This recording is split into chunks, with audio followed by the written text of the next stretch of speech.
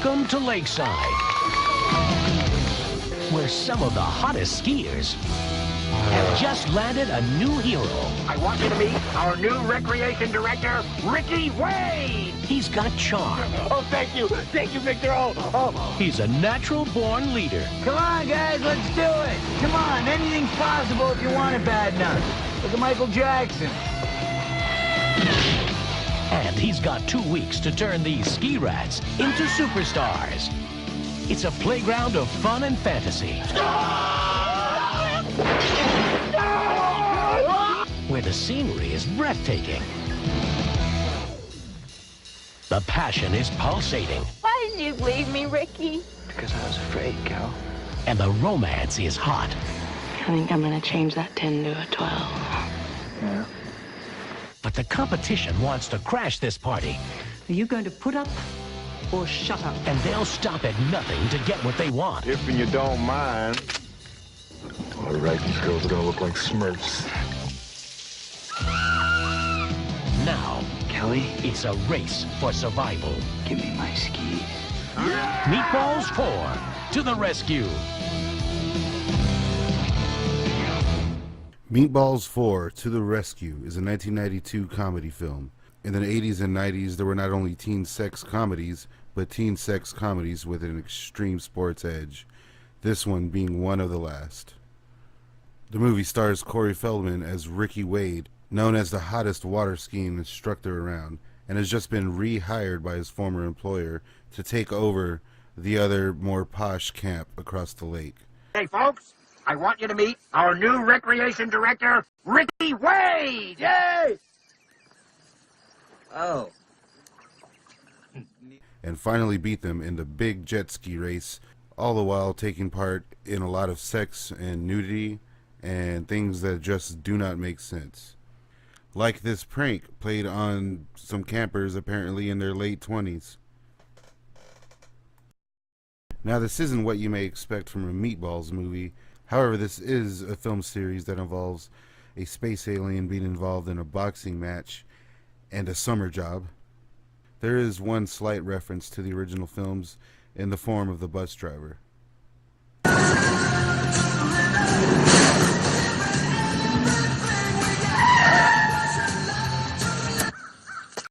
On time? To the second. Ha! Let's see those pizza delivery boys do that! Everybody else! One thing this film does that other similar films to it seem to avoid is scenes like this. The placement of the camera really brings you into the film and utilizes the entire area of the lake and beach. Then we get a close-up emotional scene like this. You just need to motivate yourself. You have to want it bad enough. If you do, anything is possible. Anything. Yeah, well, I don't know about that, but, what about you? Why don't you get out there and, put on that old wetsuit again, huh? Ah, who knows? In fact, there are many emotional scenes throughout the film, and they're all done very well. I thought about that, and I knew that you and Kyle were in love, and that you had this relationship. I mean, everybody around the lake knows about that. And I thought that me being here wouldn't bother you at all. Wouldn't bother me. You came in and fired him so that he'd break up with you. That's not true. I did not fire him so he would break up with you. But as a matter of fact, you breaking up with him is probably the best thing that could have ever happened to you. I mean, why'd you ever get involved with that jerk? Because the other jerk in my life took off and left me hanging. Why did you leave me, Ricky?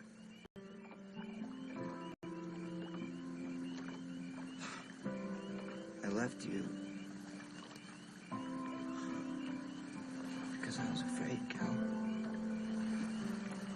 You see, you're great.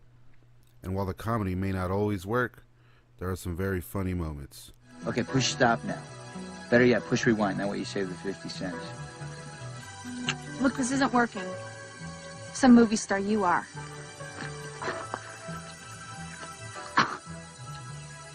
I was in Goonies. There are a lot of iconic scenes in this film. Let me show you my favorite one.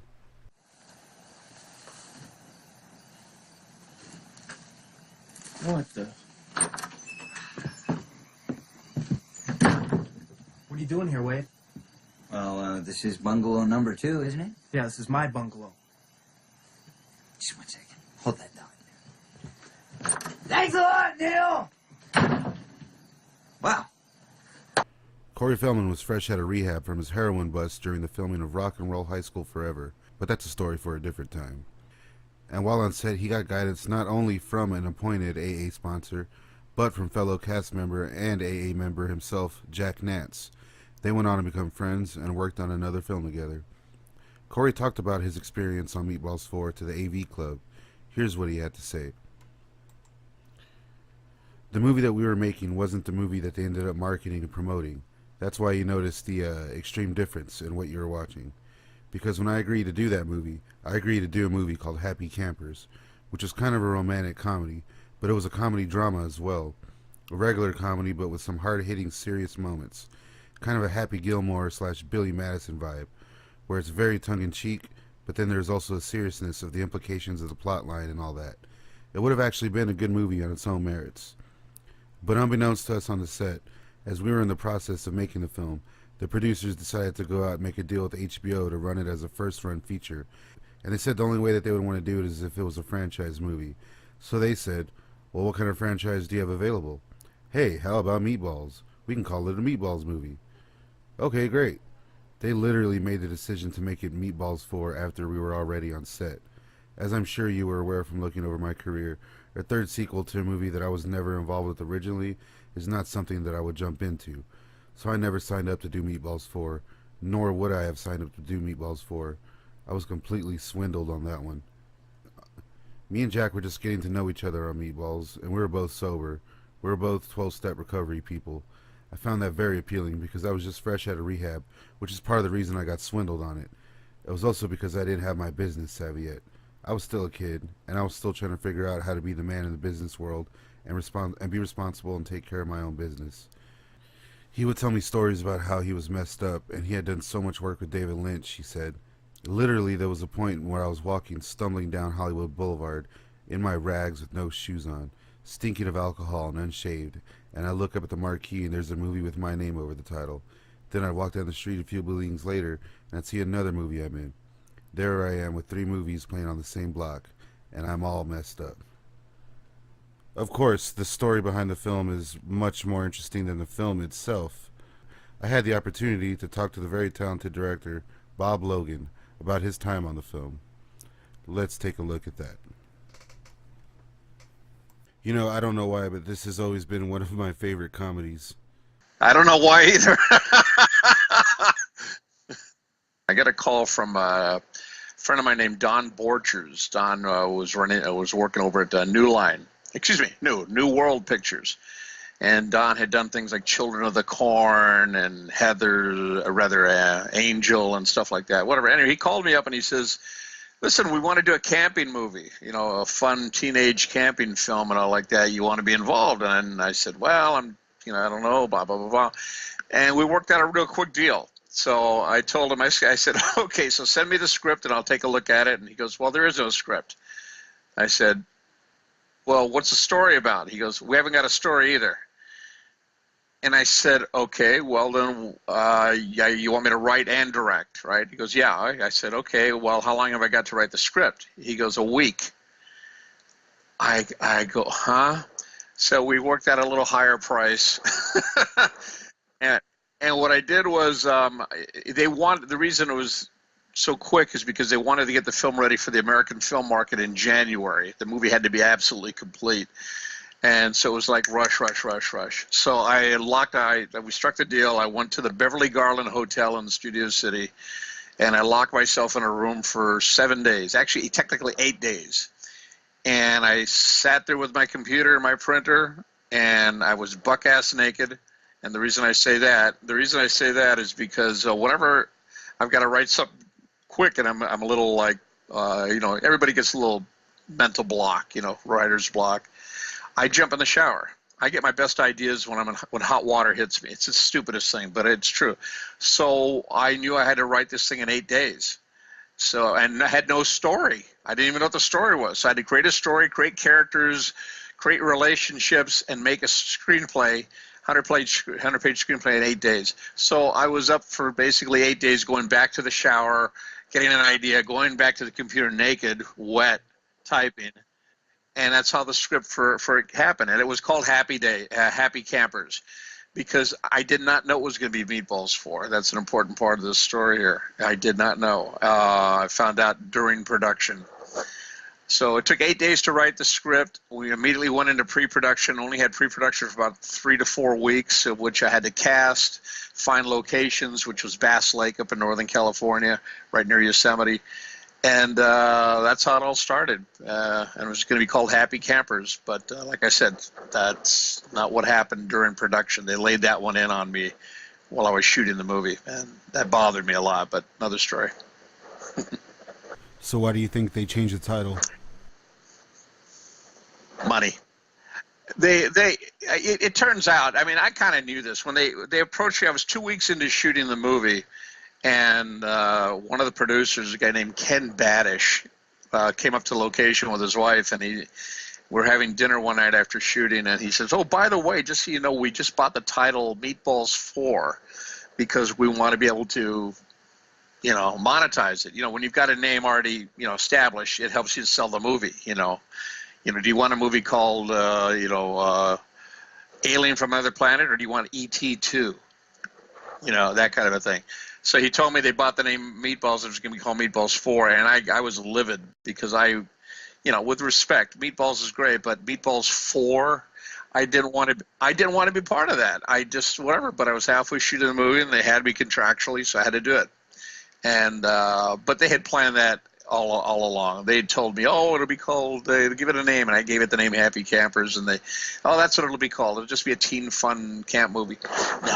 No, they had it planned all along that way, and they kind of hood-stuck me. Not a fan of that. You don't do that to people, but we had other adventures happening in the movie too during the making of it. It wasn't really my idea. Nudity's cheap. You know, it's a cheap laugh. You know. But they did tell me beforehand, you know, it wasn't pushed on me, you know, late into it, I'll admit that. They said, "Listen, we got to have a little nudity because it's something we want to sell to HBO and that kind of stuff. And you got to have a little nudity and so forth." So I said, okay. So I just tried to do it in a clever way, as clever as I could in 8 days of writing a script, you know, so... you know, that's why we did the whole stuff with the Smurfs and the girls with the ink and the whatever, that kind of stuff. Well, I tried, you know, I first off, I had to keep it true to kind of the Meatball feel, you know, lake, fun times, crazy times, a little sexies and all like that, whatever, a little irreverent. But I had 8 days to come up with a story and write a movie. Try that. It's not easy.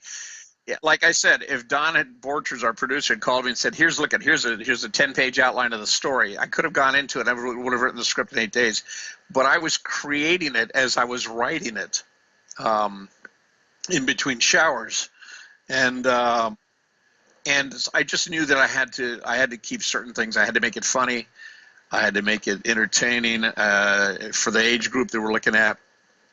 Little TNA, so they could sell it to HBO at the time.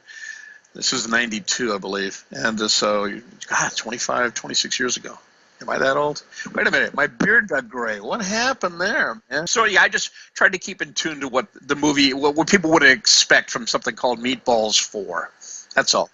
It was not the most creative thing I ever did in my life. It was a gig, to be perfectly honest with you. I was hired, it was a gun for hire. And I took my 6-shooter. Shooting on water can be a major clusterfuck. And we had problems with that too, because, you know, you've got, for example, if you've got an actor in a boat coming in this way, and you've got your camera on a boat here, and then you got your lighting over here, lighting the whole thing, and it's all on water. By the time you set it up and you call action, this boat comes in, but the lights have moved over here, the camera's moved over here, and this guy goes, and it's all screwed up. It's like directing Jello, and what do you call it? So it was a stink, but we had a lot of stunts and things, and we got them done. You know, I don't know. It's just one of those things when you realize when I signed the budget that says I'm taking responsibility for these millions of dollars and all like that, you find a way to make it work. Because you don't have to pull out your checkbook at the end and go, well, Anyway, we just made it work. Kurt Bryant was our second unit director and our stunt coordinator, and he did a great job, and we had fun. Well, what was one of the problems was this. If you look at a side view, here's the lake, okay? Here's the lake. You're looking at it like you're standing right here looking at the lake. And on either side of the mountains, okay, the sun comes up over here, but when the sun comes up in the morning, it still hasn't cleared the mountains. So we had to wait till the sun cleared the mountains on this side, which would be about 10 in the morning. And then when it comes over here, instead of getting extra time over here, here's the sun up here. It starts going down at about 3. So we had like 6 hours instead of having like 10 hours of shooting time. And that's what made it even tougher. So we really had to move. Yeah. It's a summertime movie, but 2 days after we wrapped at the lake, it snowed there.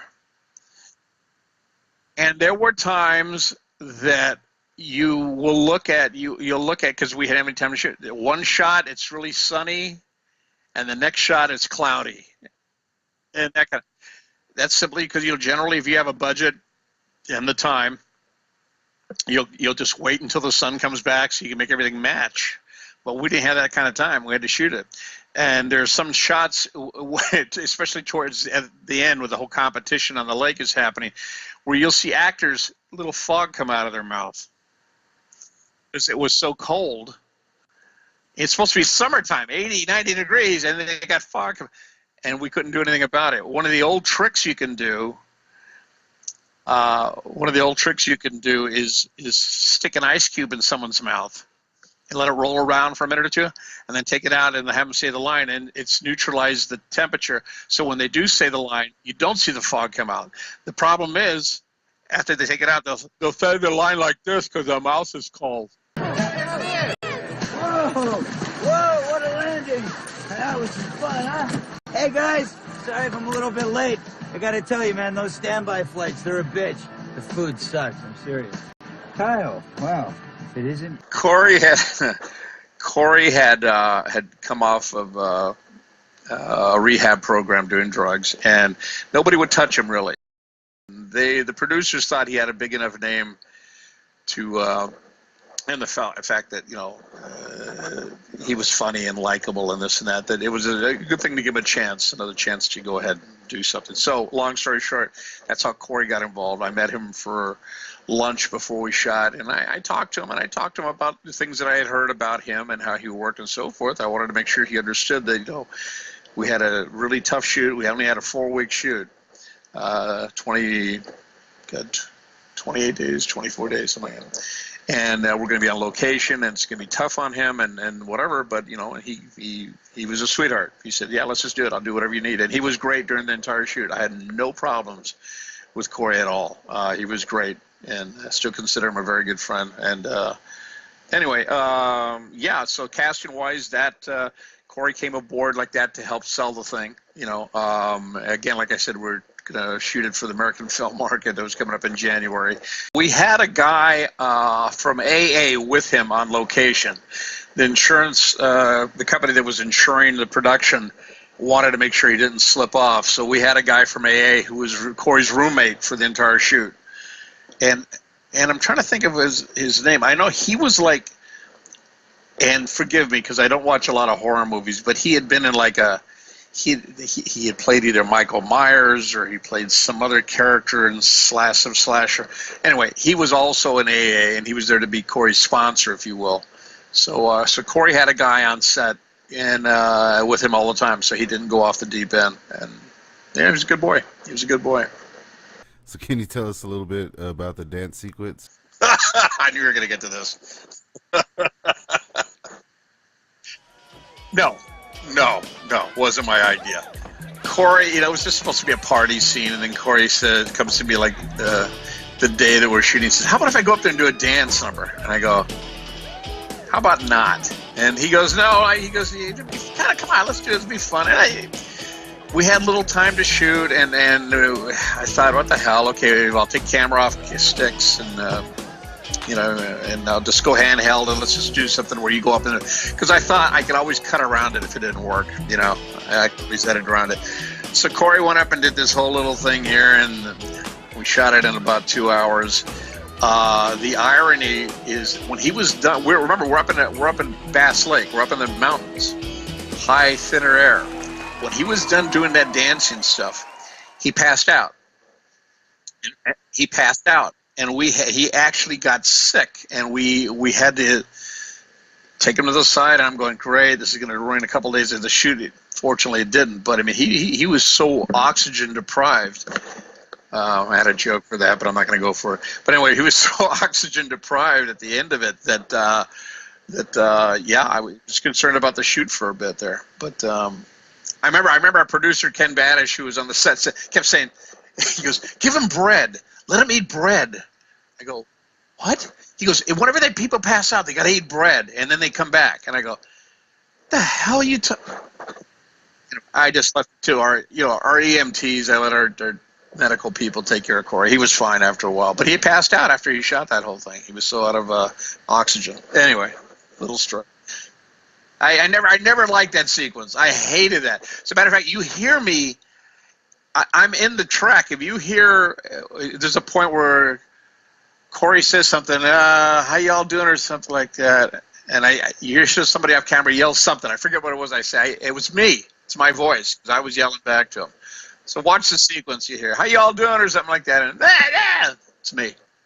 All right, baby. Ow! It was great.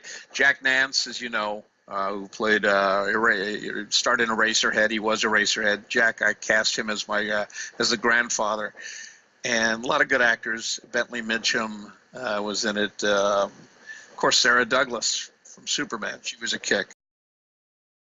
So can you tell us a little bit about the Jack Nance incident?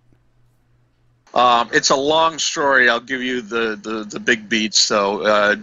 When we're shooting the movie, somewhere a couple of weeks into the shoot, we had to shut down production because it was raining really hard. I mean, really hard. There were sheets of rain up in the mountains. And I'm in my bungalow, so we had canceled shooting for the day, and I'm in my bungalow, and everyone is in theirs, I guess, and there's a knock on my door, and I go answer it, and it's Jack. And I look at him, I go, "Yo, what's out?" And he goes, "I think my wife just killed herself." Now, knowing Jack, I keep a very loosey-goosey, fun set. We play pranks at each other and jokes and everything. So when he said, "I think my wife killed herself," I said, "Well, being married to you, Jack, who could blame her?" And when I said that, I saw a tear come down his eye. And it wasn't the rain. And I was like, "Oh, man, come on in." So he came in, and I said, "What's up?" And he explained to me that he was talking to his wife, Kelly Van Dyke, who was the daughter of Jerry Van Dyke. Jerry's the brother of Dick Van Dyke. They had been married. They met apparently in AA years before, and they got married. And they were talking on the phone, and she apparently had slipped into the world of pretty heavy drugs again, and she was doing porno movies.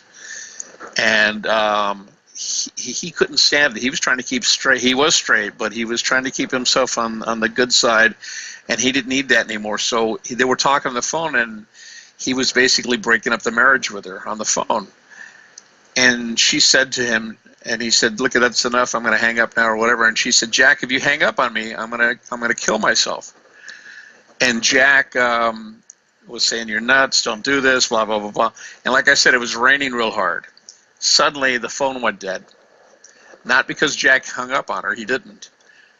The storm knocked the line out. So she had to think that he hung up on her. So he came to me, and the reason he came to me was, "Does your phone work? I need to call her back." And I checked my phone, and it was dead. And I'm going, "Oh, this is not good." So we raced out into my rental car, and we went to the local town, which is about a half mile from us, real quick, looking for phones that work. All the phones were dead. We drove around. We went to a fire station in the middle of the forest. There's a fire station, and it was closed. No firemen there. So we finally found a police station. And we go in there, and I explained the situation. They all knew us because they knew we were doing the movie up there at the time. And their phones were working. They contacted LAPD to explain the situation because I told them what was happening. So they called LAPD, and I'm sitting there with Jack, with my arm around Jack, just holding on to him, listening to him, just sobbing about, I hope she's okay, I hope she's okay, whatever. And maybe about 10, 15 minutes go by, and it was just the one cop that was in the substation there. And the phone rings, and the cop answers, and he talks for a second, then he looks at me, and he goes like this. He looks at me and he goes, I go, wow. He walks on over to us, and he looks at Jack, and he goes, I hate saying this, but she didn't make it. She had hung herself. LAPD had contacted, paramedics and so forth, and they went to her place and found her. And I felt I'm not a religious guy at all. I'm a total atheist, but I mean, I felt like his soul disappear from him. I just felt a drain from his body as I'm holding on to him. And he just shattered. Okay. Jack was gone for about 6 days to bury his wife. That night that he left, that same day that it all happened, was one of the longest nights of my life because I had to go through everything we had shot in 2 weeks with him because I had to write him out of the story now.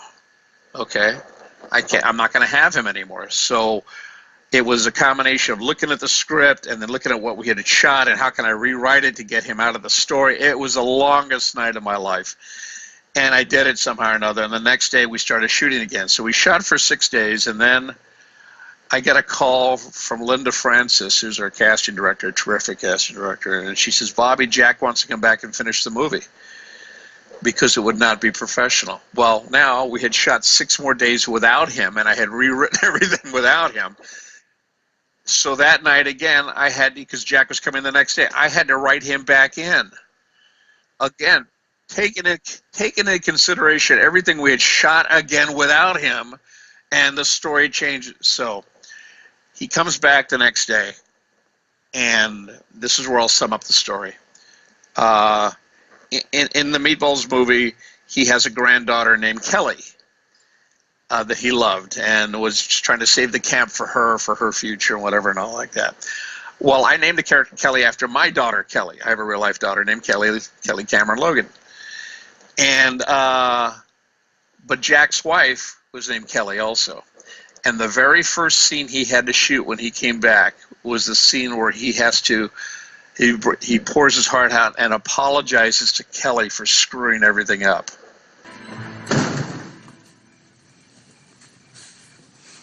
Tomorrow morning, I'm closing the camp. I have no choice. The mortgage and all these refunds, it's simply too much to handle. Son, I want to thank you for everything you've done for us. You brought back an awful lot of good memories. Kelly, sweetheart, forgive me. Oh,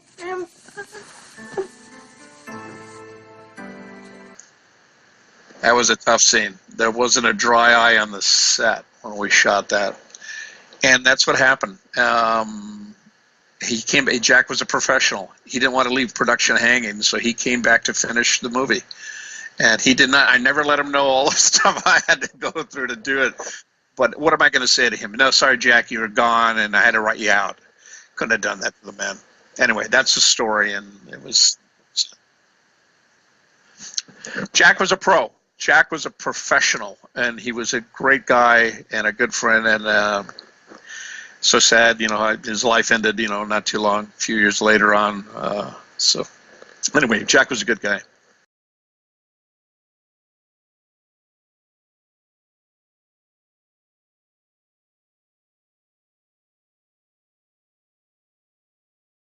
On the next episode of Staunch on Film, I dive deep into the cult horror classic Prom Night 4, Deliver Us from Evil, and I have a little chat with director Clay Boris about this film and many others. And my apologies for the episode on the Boys Club. We had some difficulties, but it will be out very soon. Until next time, don't forget to rewind.